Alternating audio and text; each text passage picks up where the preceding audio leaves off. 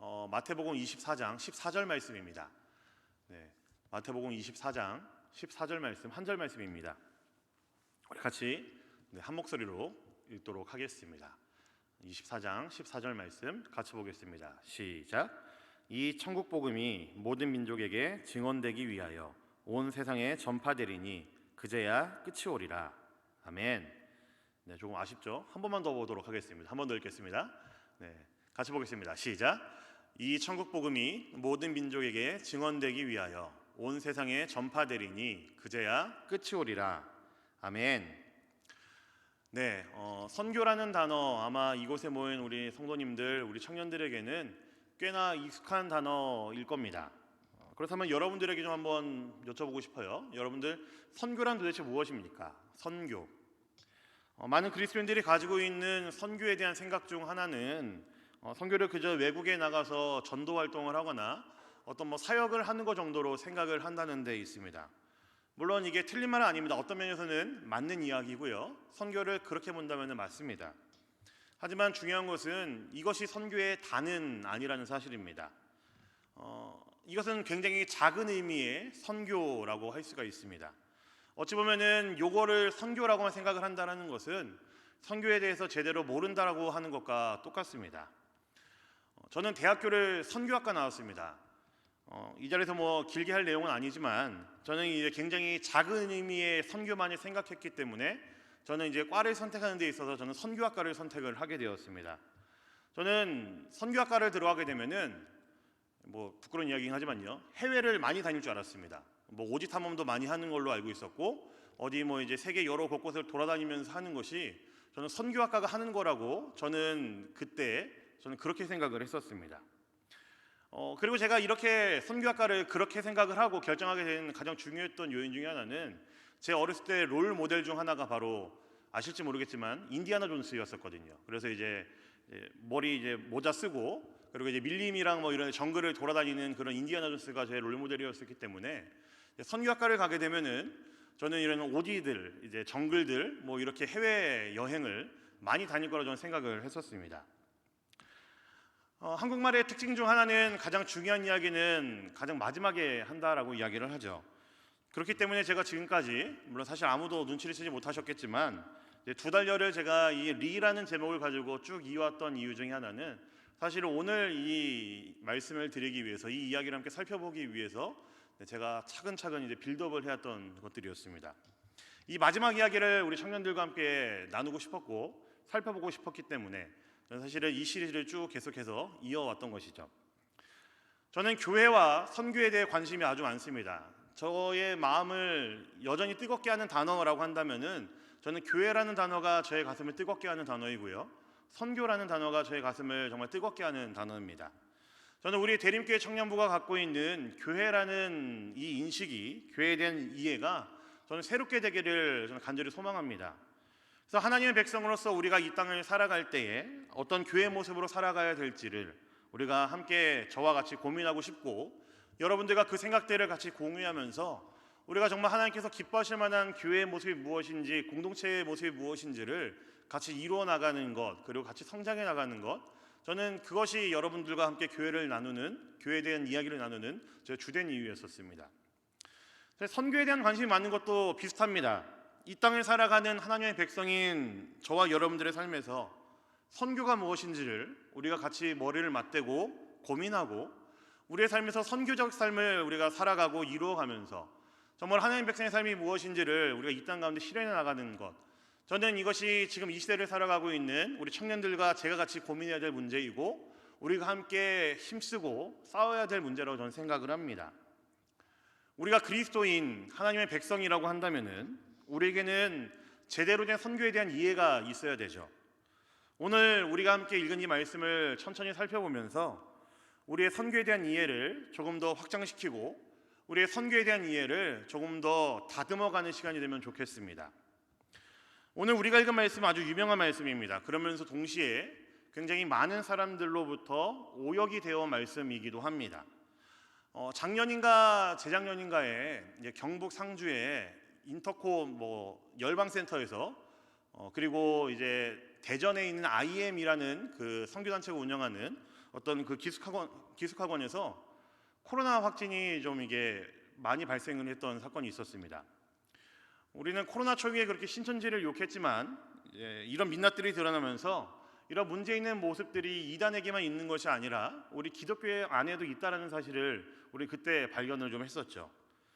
제가 방금 언급한 이 두 단체는 사실 교회 내에서는, 그리고 기독교 내에서는 굉장히 극단적인 종말론에 심취해 있는 단체다라고 이야기를 합니다. 그리고 이런 단체들과 비슷한 성격의 단체들, 그리고 극단적인 종말론에 빠져 있는 단체 혹은 어떤 사람들은 그들이 뭔가 말씀을 전하고 그들의 어떤 이야기들, 의견들을 개진할 때에 사용되는 가장 단골 말씀이 바로 오늘 우리가 읽은 마태복음 24장 14절 말씀입니다. 그들은 그들의 어떤 종말론을 이야기할 때, 그들의 어떤 선교에 대한 그들의 이제 생각들을 이야기할 때에 항상 이 마태복음 24장 14절 말씀을 가지고 그들의 생각들을 많이 전달을 하는 사람들입니다. 많은 선교단체들이 사용해 왔고 많은 사람들이 사용하고 있는데 굉장히 자기들 마음대로 해석을 하는 경우도 이제 허다하고요. 굉장히 많은 오역들을 하고 있습니다. 그래서 이 말씀에 대한 부작용들이 있기 때문에, 잘못된 해석에 대한 부작용이 있기 때문에 우리의 선교에 대한 이해를 이 말씀으로 인한 오역으로 인해, 다른 이해로 인해서 방해를 하고 있죠. 우리 오늘 말씀을 다시 한 번만 읽어보겠습니다. 우리 오늘 말씀 한 번 더 읽어보겠습니다. 같이 보겠습니다. 시작.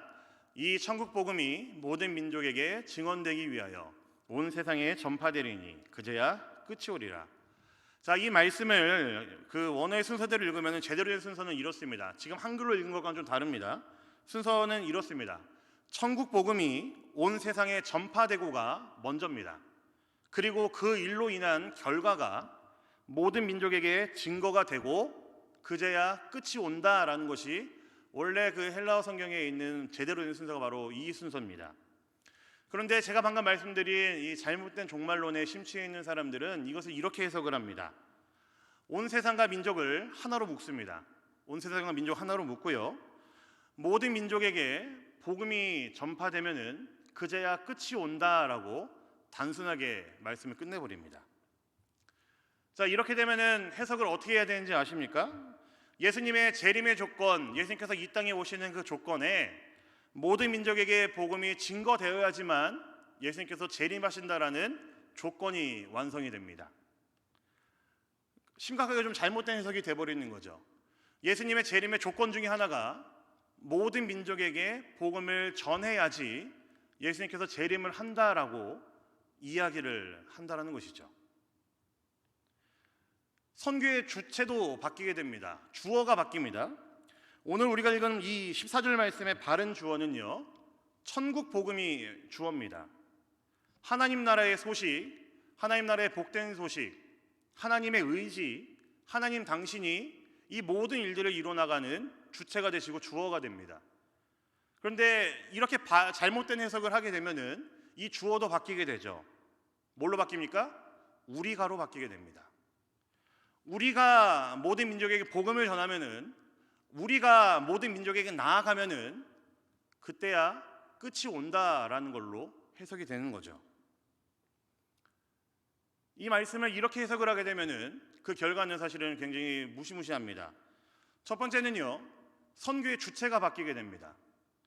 선교의 주체가 하나님이 아니라 방금 이야기한 것처럼 천국 복음이 주어였었는데 그 주어를 우리가로 바꾸게 되면은 선교의 주체 자체가, 이루어가는 그 주체 자체가 하나님이 아니라 우리로 바뀌게 됩니다. 마치 예수님은 빨리 재림하고 싶으시고 예수님은 이 땅을 빨리 회복시키고 싶으신데 그 일을 하는 데 있어서 그 모든 결정권이 우리에게 달려있는 것처럼 해석이 됩니다. 우리가 안 했기 때문에, 우리가 책임을 지지 못했기 때문에 예수님께서 이 땅에 오지 않으시는 거고, 우리가 미적거리고 있기 때문에 지금 이 땅은 회복되지 않고 있다라고 사람들이 생각을 하게 되죠. 그렇게 말하게 됩니다. 선교를 굉장히 박진감 있게 하고 긴급하게 하는 것은 저는 좋은 거라고 생각을 합니다. 그러니까 우리가 함께 힘을 내갖고 으쌰으쌰 해가지고 빨리 선교로 나갑시다라는 이 마인드는, 이 마음은, 그리고 이 동기부여는 너무나 좋은 거라고 생각을 합니다. 그러나 마치 우리가 선교의 주체가 되는 것처럼 이 말씀을 해석을 해버리면은 우리가 뭔가 속도를 빨리 내야지 선교가 빨리 이루어지고, 우리가 속도를 빨리 내야지 예수님이 재림하는 것처럼 해석을 해버린다는 거죠. 사실 성경에서 말하고 있지 않는 것을 말하게 되는 겁니다. 본문에서 말하지 않는 그 해석이 등장을 하게 되는 겁니다. 두 번째 아주 부정적인 이유는요, 말씀을 이렇게 그릇된 해석을 하게 되면은, 이 말씀을 그릇된 해석을 하게 되면은 두 번째 문제는 뭐냐면요, 선교에 대한 의미가 굉장히 축소가 됩니다. 모든 민족에게 복음을 전해야지만 끝이 온다라는 말이 되면서 원래 기존에 갖고 있는 선교에 대한 의미가 굉장히 작아지고 편협해지고 굉장히 좁아집니다. 선교란 그저 타민족에 가서 복음을 전하는 것으로 선교를 결정지어 버립니다. 그래야 예수님이 오시기 때문에 그렇죠. 그래서 선교라고 한다면은 많은 사람들의 머리에는 타민족에게 타 문화에 가서 복음을 전하는 것 정도로만 끝이 나버리는 거죠. 이게 지금 이 말씀을 그릇 해석했을 때에 주는 선교에 대한 잘못된 이야기들입니다. 굉장히 부정적인 결과물들이고, 지금 우리가 선교에 대한 이해를 갖고 있을 때에 우리의 그 바른 이해를 방해하는 가장 주된 이유가 바로 이런 것들입니다. 여러분, 그렇지 않습니다. 선교는요, 좁지 않고요, 선교라는 단어는 작지 않습니다. 구약을 봐도 그렇고 바울 서신을 봐도 그렇고 이 선교라는 단어는요, 굉장히 넓은 개념이고요, 굉장히 포용력이 넓습니다. 에베소서 1장 9절부터 10절까지 말씀 보시면요, 사도 바울이 이렇게 이야기를 합니다. 에베소서 1장 9절부터 10절까지 말씀 우리 같이 한번 보도록 하겠습니다. 자, 같이 보겠습니다. 시작. 그 뜻의 비밀을 우리에게 알리신 것이요, 그의 기뻐하심을 따라 그리스도 안에서 때가 찬 경륜을 위하여 예정하신 것이니, 하늘에 있는 것이나 땅에 있는 것이 다 그리스도 안에서 통일되게 하려 하심이라. 하나님께서 예수 그리스도 안에서 하늘에 있는 것들과 땅에 있는 모든 것들이 통일되게 하신다라고 이야기를 합니다. 모든 민족만을 이야기합니까? 아니죠. 범위가 다릅니다. 하늘에 있는 모든 것, 땅에 있는 모든 것들이 예수 그리스도 안에서 통일됩니다.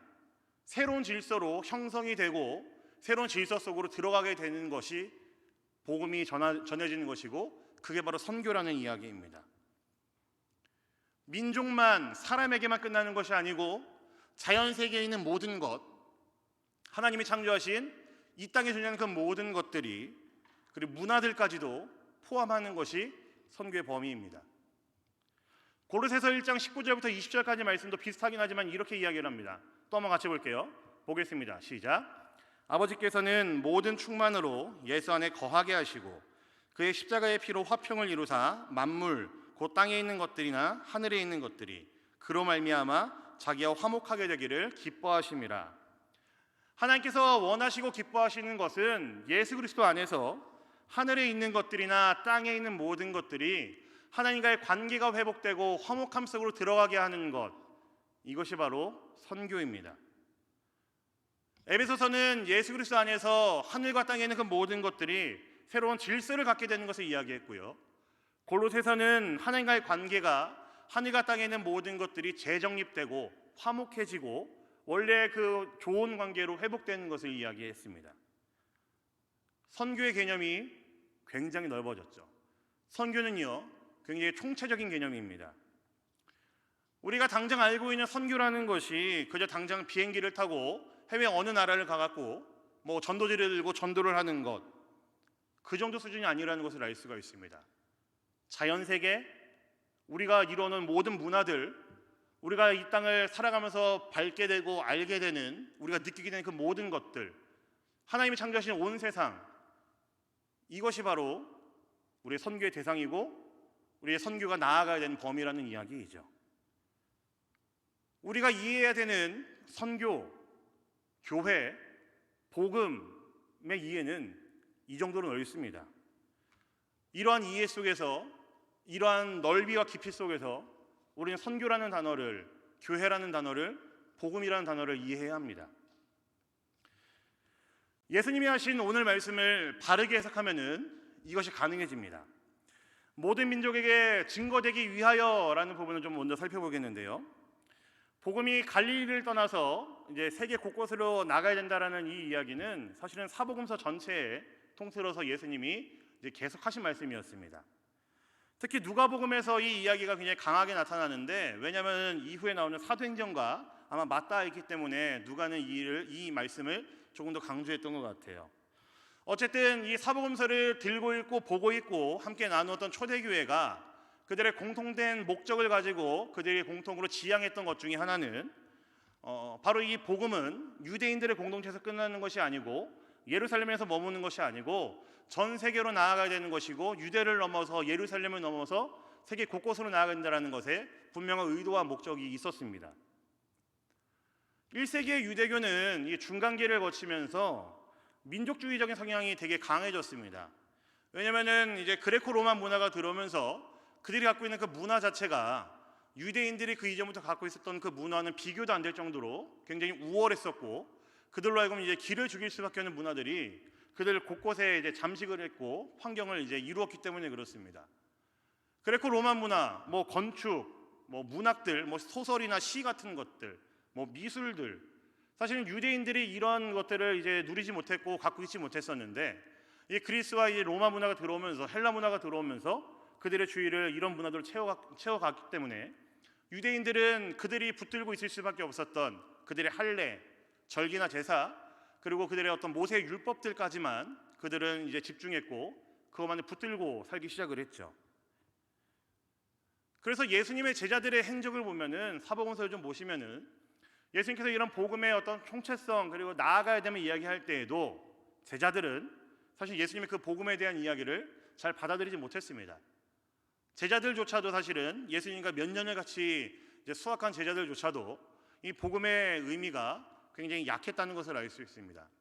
그만큼 유대인들에게 있었던 민족주의적인 성향이라는 것이 강력했다는 것을 우리는 알 수가 있죠. 제자들조차도 이 생각에서 자유로울 수가 없었습니다. 그러나 예수님께서는 제자들은 이것을 분명히 알기를 원하셨었죠. 예수님이 전한 천국 복음이 유대인들만을 위한 것이 아니라 전 세계를 향해 있고, 하나님의 마음은, 하나님의 심정은 유대인들, 이스라엘에만 머무는 것이 아니라 전 세계를 향해 뻗어나가고 있다는 것을 예수님께서는 알기를 원하셨습니다.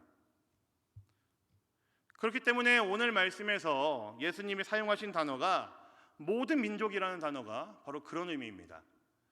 제가 방금 전에도 언급을 했지만 사실 모든 민족이라는 단어를 그냥 사람들에게만 한정 지을 수는 없습니다. 우리는 예수님께서 말씀하신 예수님의 이해 속에 있는 복음에서 이 모든 민족이 도대체 어디까지 범위인지를 우리는 사실 체크를 해봐야 됩니다. 복음이라는 것은 성경에서 나타나는 언약이라는 것을 통해서 굉장히 분명하게 드러납니다. 우선은 예수님이 전한 복음이 민족주의를 뛰어넘는다는 사실은 사도 바울의 이야기를 보면 우리가 확인을 할 수가 있습니다. 말씀을 제가 일일이 찾진 않을 건데요, 로마서나 갈라디아서를 읽으면은 사도 바울이 계속해서 강조하는 것이 있습니다. 그게 무엇이냐면요, 모세의 율법 이전에 아브라함의 언약이 있었다라는 이야기를 사도 바울이 계속해서 이야기를 합니다. 유대인들의 정체성 그 자체였던 모세의 율법이 아니라 그들의 민족주의의 기반이 되었고, 그들의 민족성을 이제 사로잡고 있었던 그 율법이 아니라, 그것이 먼저가 아니라 하나님께서 아브라함을 먼저 부르셨고 그와 언약을 맺음으로써 모든 민족의 복이 되게 할 것을 하나님께서 약속하셨다라는 것을 사도 바울은 로마서와 갈라디아서를 보면 계속해서 강조를 합니다. 사도 바울이 얘기하고 싶은 게 무엇일까요? 복음이라는 것은 민족주의를 뛰어넘어서 세계를 향하는 것이고 유대인들만을 위한 복음이 아니라는 이야기이죠. 하나님의 원래 생각은 유대인들만을 위한 복음이 아니라 모든 민족, 모든 세상, 온 세상을 위한 복음이었다라는 것을 사도 바울은 이야기하고 있는 겁니다. 제가 방금 복음은 성경에 나오는 언약을 통해서 분명하게 드러나고 선명해진다고 말씀을 드렸죠. 사실 이 언약이라는 단어를 이제 성경에서 찾아보시면요, 제일 먼저 등장하는 때가 언제인지 아십니까? 언약이라는 단어가 창세기에 제일 먼저 등장을 합니다. 물론 아브라함 언약이 있긴 하지만 사실 아브라함 언약보다도 더 먼저 등장을 합니다. 창세기 6장을 보시면은 노아 이야기가 나올 때 언약이라는 단어가 사용이 됩니다. 그런데 이제 언약을 이제 노아 맺으실 것을 이야기하면서 언급이 된 것이 6장의 첫 번째고요. 사실 조금 더 디테일하게 자세하게 표현된 것은 창세기 9장을 보시면은 노아의 홍수 이후에 그 방주에서 나온 노아와 그의 가족들, 그리고 구출된 그 모든 짐승들과 함께 하나님께서 언약을 맺으셨다라고 이야기를 합니다. 근데 꼭 한번 찾아보십시오. 하나님께서 언약을 맺으셨을 때요, 우리가 오해하고 있는 것 중에 하나가 노아와 그의 가족들하고만 언약을 맺었다라고 우리 생각을 합니다. 근데 말씀을 잘 보시면은 하나님께서는 언약을요, 노아와 그의 가족들 그리고 모든 짐승들과 언약을 맺으셨다라고 기록이 되어 있습니다. 하나님께서 창조하신 그 모든 피조물들하고 하나님께서 언약을 다시 맺으신 것이죠. 그리고 노아와 그의 가족들에게 창세기 1장에서 주셨던 그 말씀, 명령, 생육하고 번성하고 다스리라는 그 명령을 다시 한번 언급을 하십니다. 너희 손에 내가 짐승들, 내가 창조한 그 모든 짐승을 붙였지만 너희들이 먹게 하겠지만 너희들이 짐승들을 함부로 대하거나 학대하거나 한다면은 나는 그 피해에 대한 책임을 너희한테 찾을 거다라고 하면서 하나님께서는 엄중한 이야기도 그 언약 가운데 해놓으십니다. 무엇을 의미할까요? 하나님이 창조하신 이 세상도 이 자연 모든 짐승들까지 복음을 들어야 될 대상이고 동시에 회복되어야 될 대상이라는 이야기입니다. 하나님의 복음이 나아가는 방향은 사람들뿐만이 아니고 하나님이 창조하신 이 모든 세상을 향해서 복음이 들려져야 되고 선포되어야 된다는 것을 하나님께서 말씀하고 계시죠. 이것이 바로 구약에서 이야기하고 있는 복음입니다. 아브라함과 맺었던 언약만이 복음을 드러내고 있는 것이 아니라 노아와 맺은 그리고 그 안에 있는 피조물들이 포함되어 있는 것이 바로 구약에 담겨 있는 복음이라는 것이죠. 예수님께서 말씀하신 천국 복음은 예수님이 먼저는 유대인을 오셨기 때문에 분명히 예수님을 알고 있었을 겁니다. 구약에서 말한 약속들, 복음이라는 것이 이런 총체적인 의미를 가지고 있고 사람뿐만이 아니고 모든 세상을 향한 것이라는 것을 예수님 분명히 아셨습니다. 그러나 제자들은 알지 못했죠. 이러한 이해 속에서 예수님께서 직접 말씀하신 천국 복음이 모든 민족에 증거되기 위하여라는 말은 절대로 좁은 의미가 아닙니다. 굉장히 넓은 의미이고 세상에 있는 모든 것들을 다 포괄하는 하나님의 선교의 방향, 하나님의 선교에 대한 의지, 하나님의 선교에 대한 그 목적성이 어디에 있는지를 분명히 이야기하는 말씀이라는 겁니다. 유대인들을 넘어선 모든 인류, 그리고 하늘에 있는 것과 땅에 있는 모든 것들을 회복시키는 것이 지금도 일하고 계신 하나님의 일하심이고 하나님께서 우리에게 간절히 원하시는 선교에 대한 것이 바로 그거라는 이야기이죠. 이것이 바로 선교입니다. 단순히 해외에 나가는 것, 그것만이 선교라고 말할 수가 없습니다. 이것을 제대로 한다면 우리는 어떻게 될까요? 분명히 선교에 대한 이해가 넓어지겠죠. 그리고 선교라는 것이 굉장히 다양한 형태로 다양한 모습으로 나타나는 것을 우리는 아마 알게 될 겁니다. 하나님께서 우리에게 주신 이 세상, 이 환경을 돌보는 일도 선교가 될 수 있습니다. 좀 갸웃거리시죠? 우리가 환경을 돌보는 것, 환경을 보호하는 일도 선교로 우리는 바꿔 나갈 수 있습니다. 분리수거, 쓰레기를 쓰레기통에 제대로 버리는 거, 동식물을 학대하지 않고 보호해 주는 거, 여러분 우습게 생각하지 마십시오.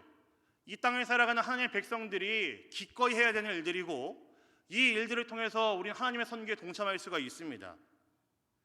이것이 얼마나 중요한지 알고 하나님이 이 세상을 얼마나 사랑하는지를 안다면은, 복음으로 그리고 회복해가는 과정임을 우리가 안다면은 이러한 모든 것들도 선교가 됩니다.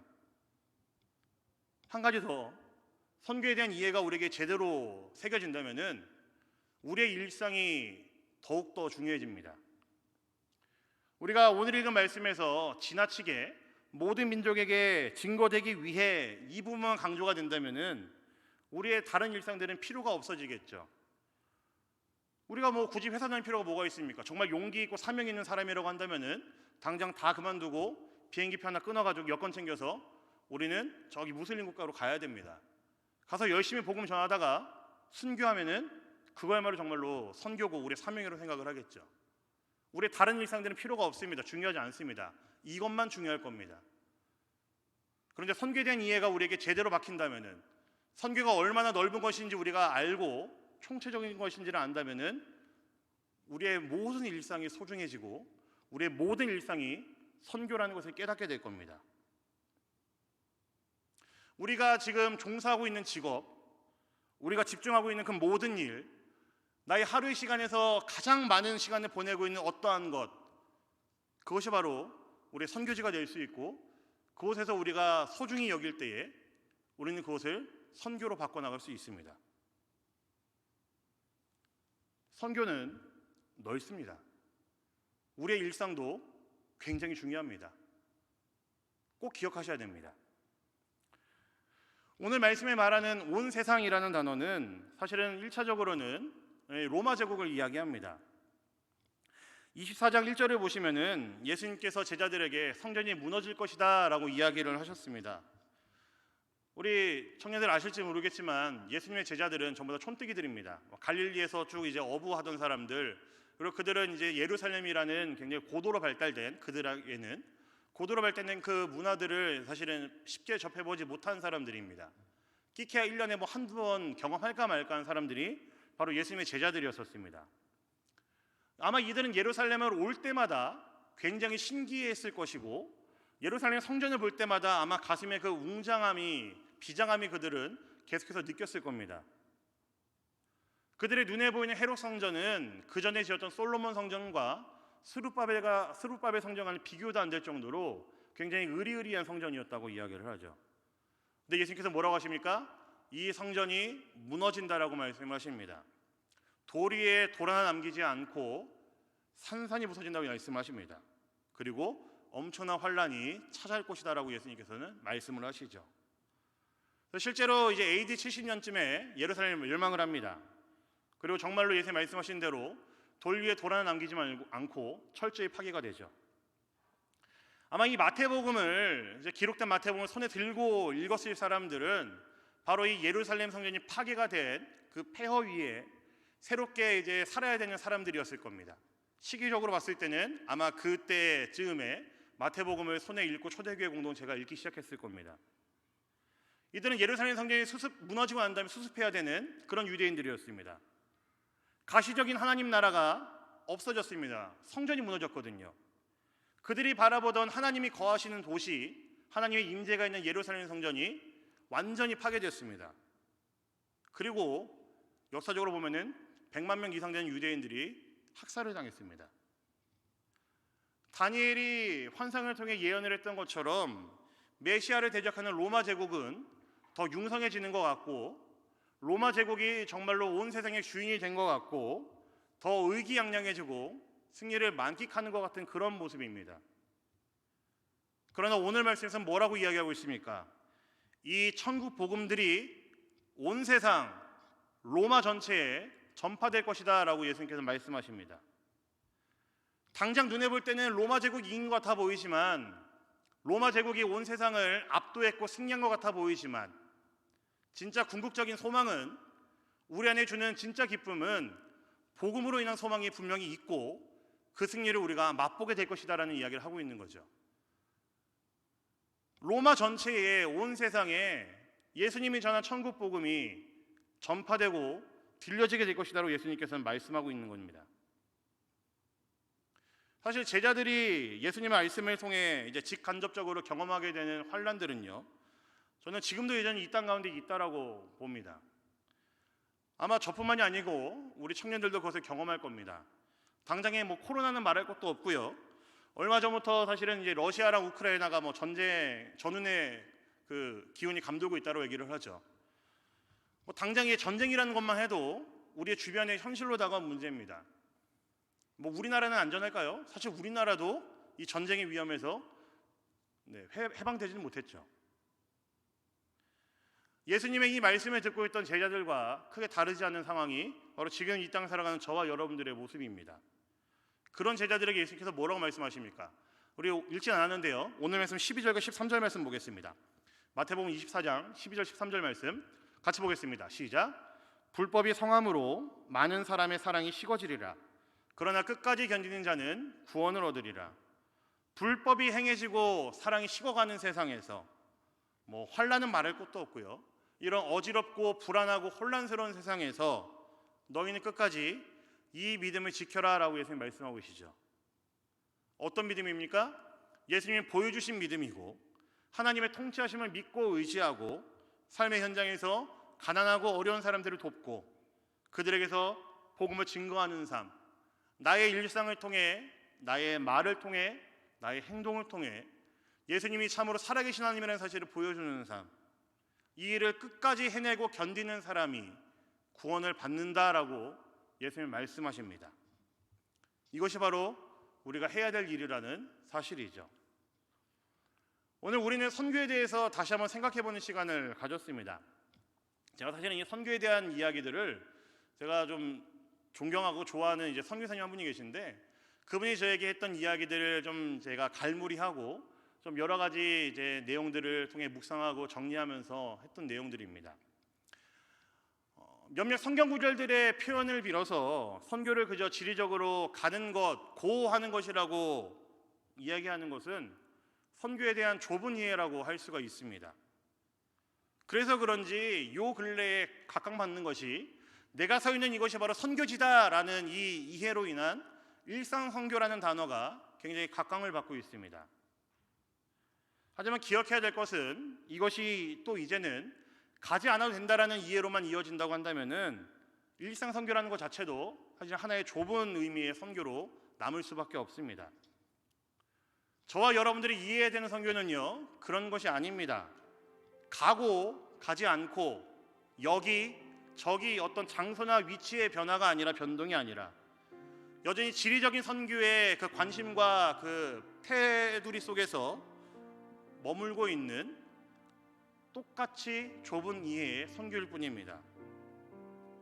진짜 제대로 된 선교는 표현을 제대로 하자면요, 정말로 제대로 된 하나님의 선교는요, 안 가도 되는 선교가 아니고 가도 그만의 선교가 아니라 이제는 전선과 전후방의 구분이 없어진 마지막 시대이기 때문에 우리가 살고 있는 이 세상 어느 곳이든지 우리가 그곳에서 하나님의 백성으로서의 정체성을 지키고 예수님을 닮아가고 따라가면서 나의 일상을 선교로 바꿔가는 것, 하나님이 창조하신 이 세상이 얼마나 아름다운지를 내가 다시 한번 깨닫고 아름답게 갖고 가는 것, 이것이 바로 지금 이 시대에 우리에게 요구되는 선교라고 할 수가 있습니다. 우리가 하나님의 백성으로서의 정체성을 확고하게 하고 모두가 선교사로서의 일상을 살아가야 된다라는 이야기입니다. 단지 가야 된다, 보낸다라는 표현보다 더 절박한 표현입니다. 안 가도 된다가 아니고 가든지 안 가든지 하나님의 백성으로 살아야 된다. 네가 어느 곳에 있든지 하나님의 백성의 정체성을 지켜야 된다. 너가 있는 그 자리에서 너는 하나님의 백성답게 살아야 된다라는 것이 지금 우리에게 요구되는 선교의 부름이고 하나님의 선교의 요청이고 하나님의 선교의 목적과 의미가 여기에 있습니다. 그래서 여러분들의 일상이 소중하고요, 여러분들이 만나는 사람들을 만나는 그 자리가 소중하고요, 여러분들이 제일 오래 머무는 그 자리가, 그 위치가 너무나 소중합니다. 여러분들은 그곳에서 선교사로 살아야 됩니다. 하나님의 백성으로서 살아야 되고요, 그곳에서 여러분들의 그리스도인다운 모습을 보여줘야 됩니다.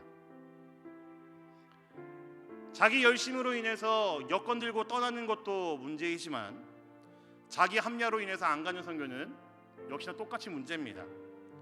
하나님의 선교를 오해하지 마십시오. 사랑하는 우리 대림교회 성도님들, 청년들, 너무나 사랑하는 우리 청년들, 하나님의 선교에 대한 바른 이해를 가지고 여러분들의 매일매일을 참으로 선교사답게 하나님의 백성답게 살아갈 수 있기를 간절히 소망합니다. 우리가 서 있는 자리에서 하나님의 백성다운 정체성을 가지고 서 있는 것, 방금 읽은 말씀처럼 이 어렵고 불안한 시대를 지나가지만 혼란스러운 시대를 살고 있지만 그 안에서 믿음을 잃지 않고 예수를 더욱 바라보고 소망하고 닮아가는 것, 그리고 이것을 증거하는 것이 저와 여러분들의 삶이 선교적 삶으로 바뀌어간다는 증거입니다. 그런 삶을 살아갈 수 있는 여러분들이 되기를 간절히 소망합니다. 여러분들의 매일매일을, 여러분들의 일상을, 여러분들이 있는 그 자리를 하나님의 백성다운 모습으로 선교로 바꿔가기를 간절히 소망합니다. 네, 우리 말씀 기억하면서 함께 찬양하길 원합니다. 제가 무슨 찬양을 할까 굉장히 고민을 많이 했었는데 이 찬양이 참 지금 우리가 다짐해야 되는 그 결심, 우리의 마음에 참 맞는 찬양이라는 생각이 듭니다. 맞는 고백이라는 생각이 듭니다. 우리 함께 마음을 다해서 고백하시고 함께 기도하며 나아가도록 하겠습니다. 함께 찬양하겠습니다.